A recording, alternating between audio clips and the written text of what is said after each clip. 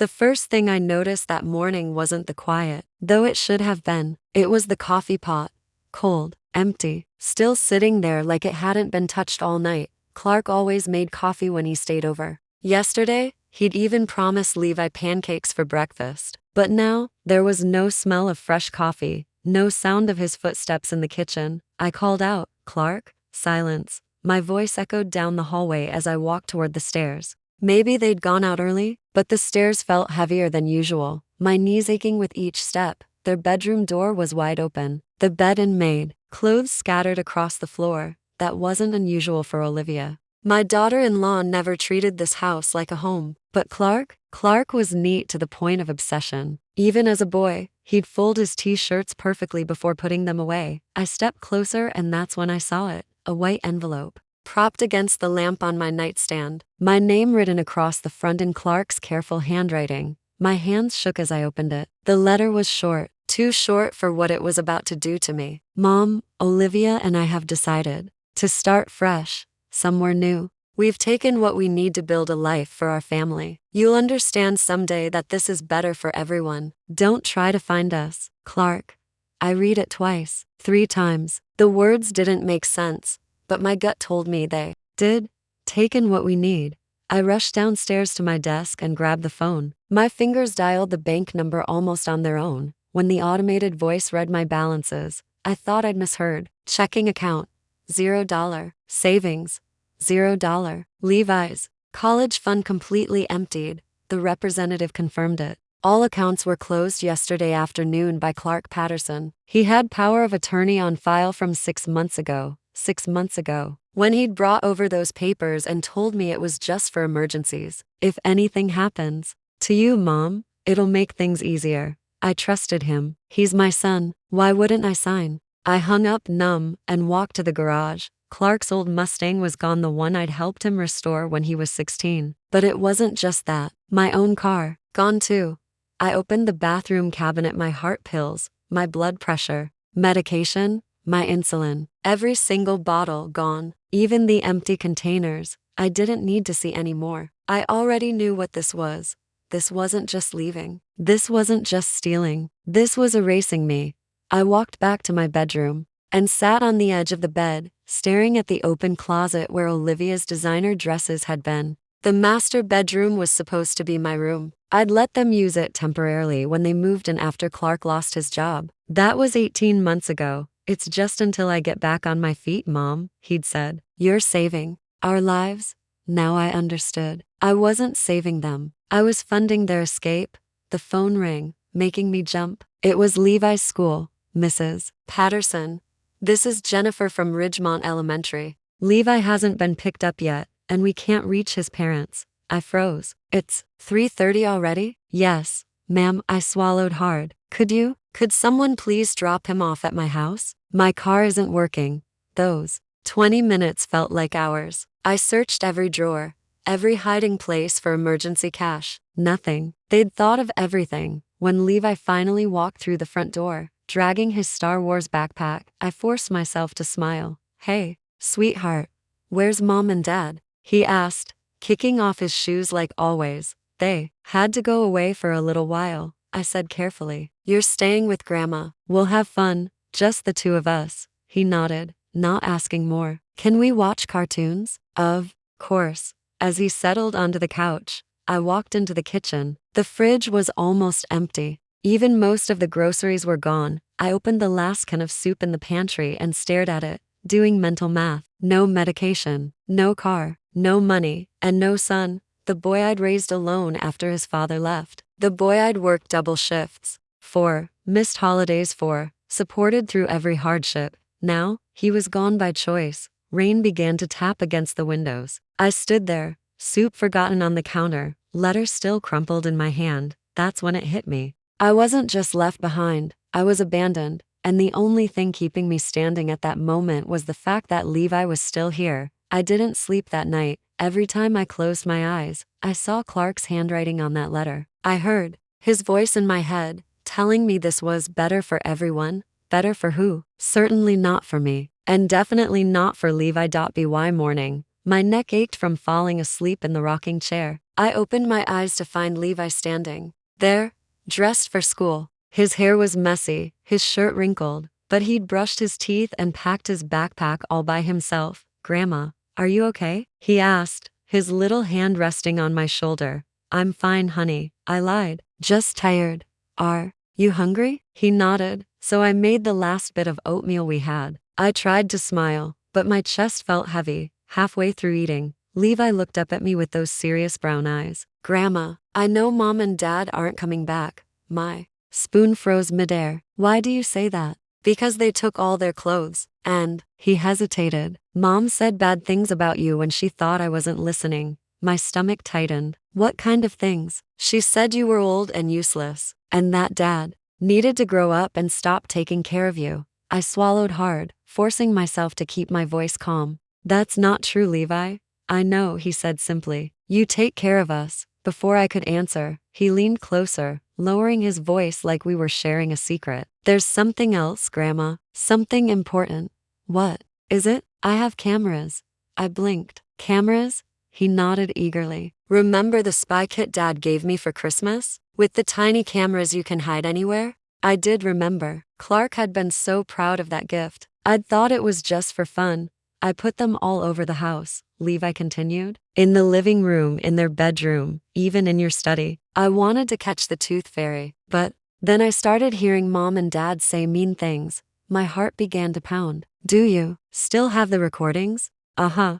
They're saved on my tablet. Dad showed me how to download them so I could watch later." He jumped off his chair and ran to the living room, returning with his tablet like it was treasure. "Here, watch this one," he said, scrolling through a folder labeled Spy Videos. The footage was grainy, but clear enough. Clark and Olivia in their bedroom, talking in low voices. Olivia was pacing, her perfect blonde hair even neat in pajamas. "I'm tired of pretending to like her," she said. "The old bat follows me around like a lost puppy. It's pathetic." Clark laughed. "Just a little longer, babe. Once we get everything transferred, we're out of here." "She's starting to ask questions about the bank," Olivia said sharply. "She trusts me completely," Clark replied. "Always has. Mom's biggest weakness is that she loves me too much to see what's happening." The words hit me like a punch to the chest. My own son, counting on my love to blind me. "There's more," Levi said quietly, almost apologetically. The next clip showed them in my study, rifling through my files. Olivia photographed documents while Clark stood guard. "This power of attorney thing was genius, baby," she said. She signed it without even reading it. Another video. This time in the kitchen. My voice could be heard in the background, calling them for dinner. "I hate her voice," Olivia said with a sneer. "No wonder your dad left her." Clark smirked. "Your mom who's too dumb to realize we've been bleeding her dry for months." I couldn't watch anymore. My hands were shaking too badly. "Levi," I said slowly, "these videos are very important. They prove your mom and dad did something very wrong."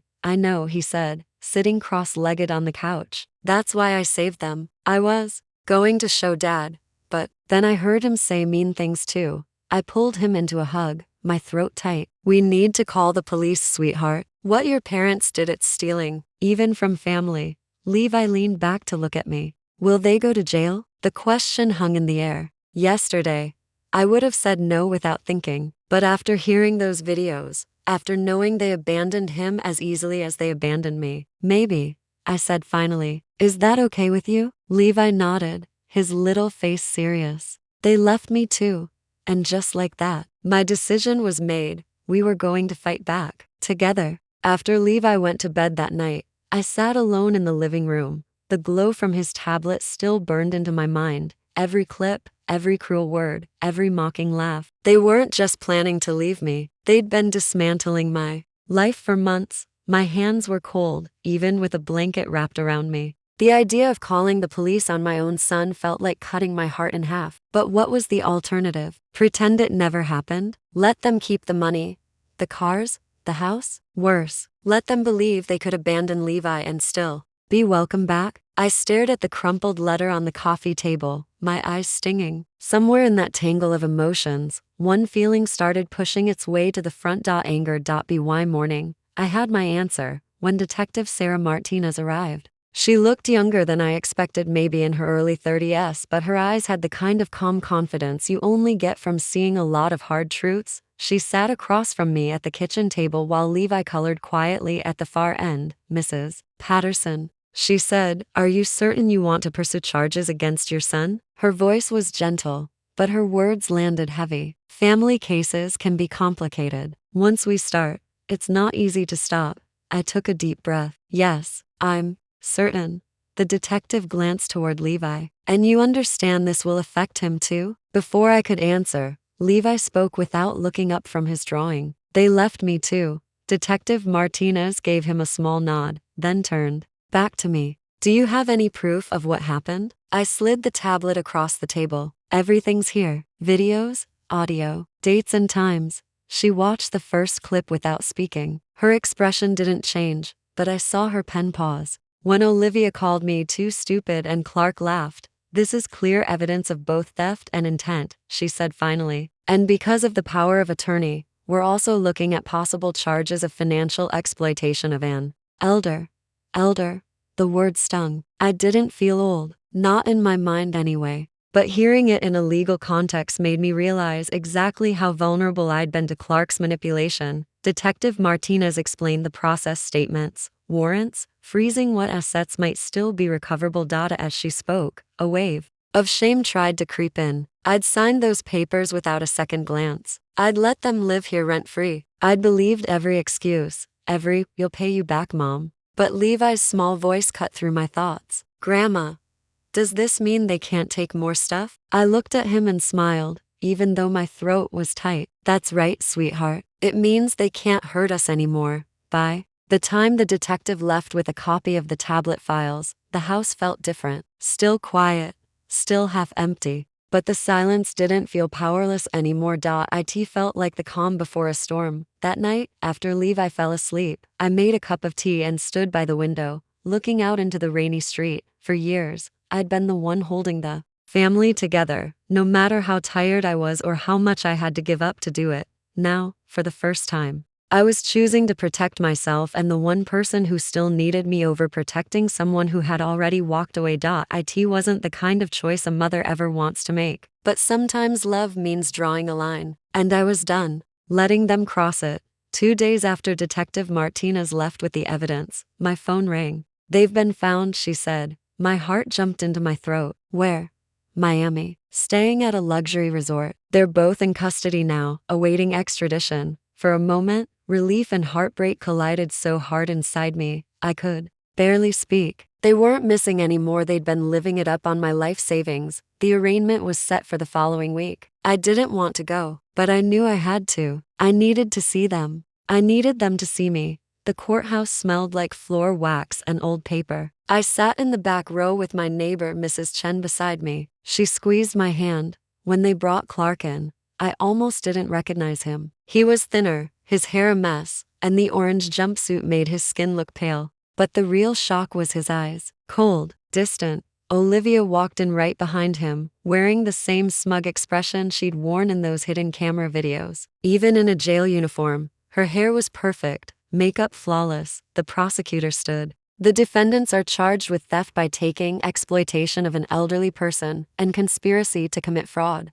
Clark's lawyer rose next, a thin man with nervous hands. "Your Honor, my client would like to make a statement." I held my breath, foolishly hoping maybe, just maybe, Clark would apologize. Instead, he turned toward the judge and toward me. "My mother was never a good parent," he began, voice steady. "She was absent my entire childhood, always working, never there when I needed her. Everything I took, I earned through years of neglect and emotional abandonment." The words sliced through me like glass. For every birthday she missed, every school play she didn't attend, every night I went to bed wondering if my own mother loved me. That money wasn't theft. It was compensation. Behind me, I heard Mrs. Chen gasp. Even Olivia looked surprised for a second, then smirked. The judge's face remained neutral. "Mr. Patterson, grievances about your upbringing do not negate the charges against you. How do you plead?" "Not guilty, Your Honor." Olivia's voice followed, calm and almost cheerful. "Not guilty."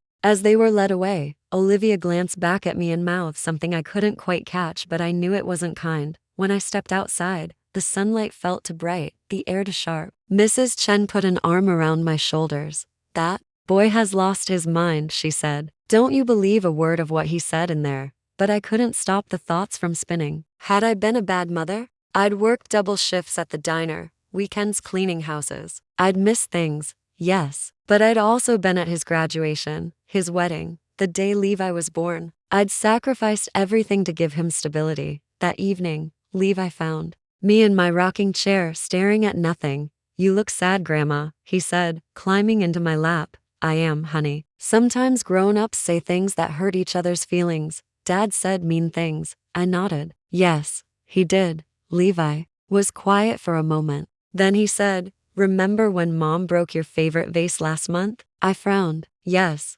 Dad told you it was an accident, but later Mom told him she broke it on purpose because she thought it was ugly. She said you were too stupid to notice. It was like another little piece of the puzzle clicking into place. Another cruelty I'd never known about. They did lots of mean things, Grandma, Levi continued. Not just the money. Every day. His voice was calm, but his eyes were older than they should have been. I hugged him tighter. The truth was hard, but it was clear now this betrayal hadn't started with bank accounts and stolen cars. It had been building for a long, long time, and I was finally ready to face all of it. 3 days after the arraignment, Detective Martinez called. Mrs. Patterson, we've uncovered something important about your daughter-in-law. I straightened in my chair. What is it? Olivia isn't her real name. Her legal name is Patricia Winters, and she has a history: 3 previous marriages, all to older men with money. 2 ended in messy divorces where she walked away with large settlements. The 3rd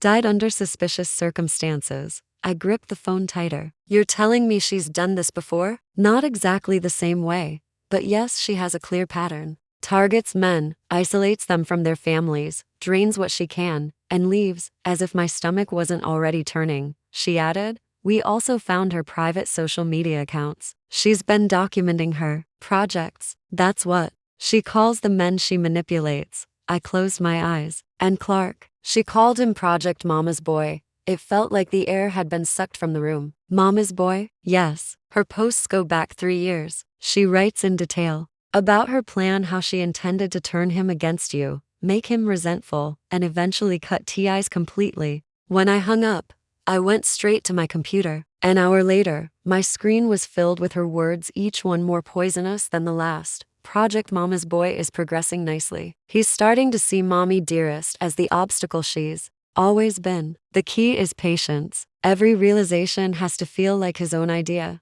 Another post got him to believe she's controlling. Just need to reframe every favor as manipulation. By the time I'm done, he'll think leaving her was his idea all along. My hands trembled as I scrolled. And then the one that nearly made me sick. Clark cried today about how his mother never really loved him. 3 years of careful work paying off. The money will just be a bonus. I didn't hear Levi walk up behind me until his small voice asked, what's subtle programming? I turned. It's when someone tricks your mind into believing things that aren't true. He frowned. Like, when Mom told Dad you were trying to control him. She said that a lot when you weren't around. I blinked. You heard that? Yeah. And then Dad would get mad about stuff you did that seemed normal to me. Like, remember when you asked him to help fix the garage door? Mom told him you were treating him like a servant. Or when you bought him that sweater for his birthday. She said you did it to make him feel embarrassed about his clothes. I remembered those moments. I remembered the confusion, the hurt. I'd never realized there'd been a third voice in the room, twisting everything before it reached him. And no wonder he'd grown so cold. The phone rang again. Detective Martinez. Mrs. Patterson, Clark's asking to see you at the jail. Says he has something important to tell you about the case. Part of me wanted to say no, but another part, the part still looking for some trace of the boy I raised, said yes. The county jail was a place that smelled like bleach and despair. They led me into a small, cold room. Clark was already sitting there. He looked older, worn down. Mom, he said quietly. I sat across from him. The detective told me you wanted to talk. He nodded, rubbing the back of his neck. I've learned some things about Olivia, about Patricia. She planned all of this. For years, she played me. I know, I said softly. His head jerked up. You know? I told him about the social media posts, about Project Mama's Boy. His face went pale as he read the screenshots I slid across the table. She said I was her easiest one, he whispered. Because I wanted someone to tell me none of this was my fault. My throat tightened. Clark, she manipulated you, but you made choices too. I know, he said, tears pooling in his eyes. I want to make it right, Mom. I want to help you get back what's yours. And I want her to pay for what she's done to both of us. For the first time in months, I saw something in his eyes that I thought I'd lost completely. Determination. Detective Martinez met me at a small diner near the courthouse. She spoke in a low, steady voice, like we were planning something dangerous. We want to wire Clark for a conversation with Olivia, she said. She doesn't know we've uncovered her past, and she believes she still has full control over him. If he can get her to admit to the conspiracy on tape, it will seal the case. I stirred my coffee without drinking it. And if she suspects, there's always a risk, she admitted. But based on her history, arrogance is her weakness. She's confident she can talk her way out of anything. The meeting was scheduled for the next day. I wasn't allowed in the room, but Detective Martinez promised I could listen afterward. Those 24 hours crawled by. Every time I pictured Clark sitting across from her, I imagined her manipulating him all over again. Finally, the call came. We got it, Martinez said. Everything we needed, but some of it's hard to hear. At the station, she handed me a pair of headphones. My hands were already trembling before I even pressed play. The recording started with the sound of a door opening and Clark's voice. Olivia, we need to talk, finally, she said, almost impatient. Have you talked to your lawyer about getting us out? Clark's tone shifted steady, deliberate. I know about Patricia Winters, about the other men, and about Project Mama's Boy. There was a long silence. When she spoke again, her voice had dropped the sugary sweetness I'd always heard. Now it was ice cold. How much do you know? Everything. And then, she laughed. A sharp, cutting sound. Well, Mama's Boy finally grew a backbone. Clark's voice cracked. How could you make me hate my own mother? Oh, please. I didn't make you do anything. I just held up a mirror and showed you what you already felt. All that resentment that was yours. I just gave it a target. I paused the recording, pressing my fist to my mouth. The casual cruelty in her tone was like poison. When I hit play again, Clark's voice was quieter. I need to understand. Why? Because I could, she said simply. Because you were easy. Desperate for someone to tell you your problems weren't your fault. And you believed me, every time. Her voice shifted into something colder when Clark mentioned Levi. We have a son together. What about him? Levi was a complication, she said without hesitation. If you think I ever felt a maternal bond with that brat, you're more delusional than I thought. Kids love whoever feeds them. He'll get over it.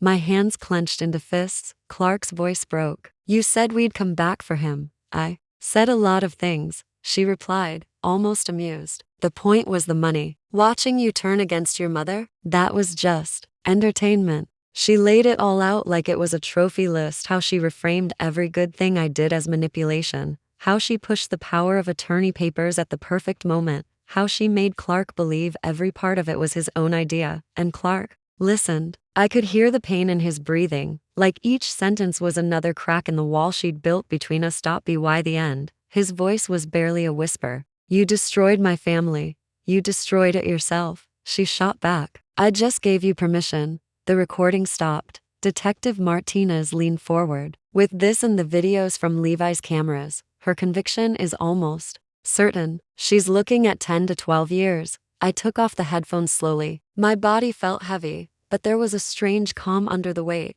This wasn't just about getting my money back anymore. It was about making sure she couldn't do this to anyone else. That night, I sat by Levi's bed after he'd fallen asleep, listening to his steady breathing. He didn't know the details yet, and I wasn't ready to tell him, but he'd played a bigger role in this than anyone. Without those little cameras, without his brave honesty, she might have gotten away with everything. And now, finally, the end of her game was in sight. 18 months later, my mornings looked nothing like they used to. And a letter on the nightstand. No quiet dread sitting in my stomach. Just the smell of coffee drifting through a small but sunny kitchen, and the sound of Levi humming while he worked on his homework at the table.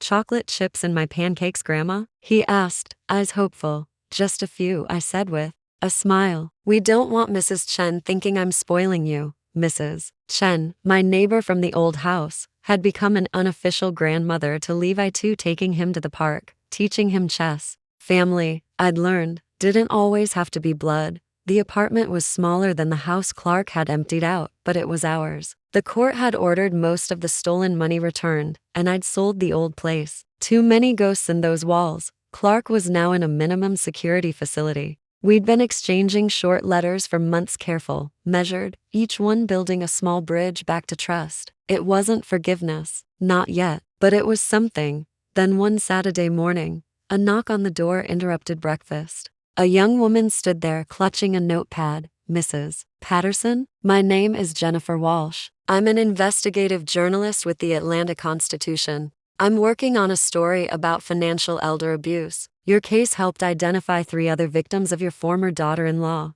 Victims? I asked. Yes, ma'am. They were too ashamed to speak up before, but after your case, they came forward. I leaned against the doorframe, letting that sink in. I wasn't just fighting for myself. Without meaning to, I'd opened the door for others to fight too. Jennifer hesitated. Would you be willing to share your story? I think it could help. Even more people.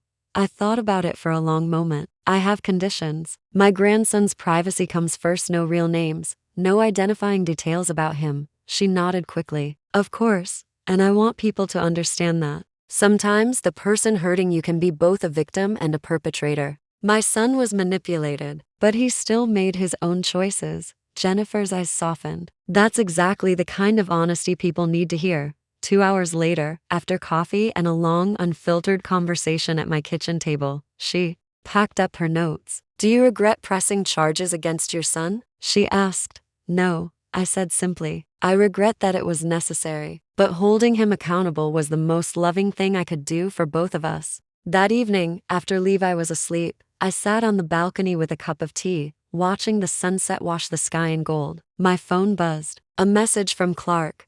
Thinking of you and Levi today. I'm sorry for everything.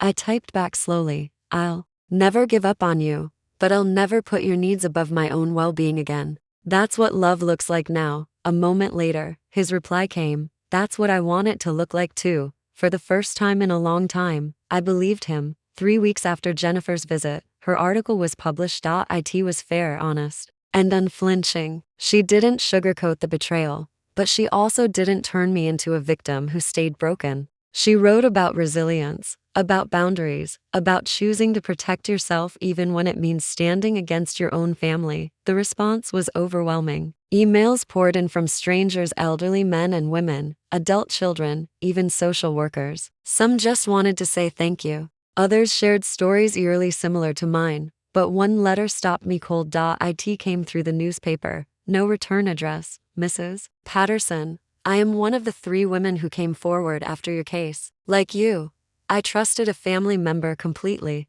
Like you, I lost almost everything. Reading your story gave me the courage to file charges. They were convicted last month. I wanted you to know that your refusal to stay silent saved more than just yourself. I folded the letter carefully and placed it in my jewelry box, right next to the locket my mother gave me and a photo of Levi on his first day of school in our new neighborhood. That night, I called Clark during his allotted phone time.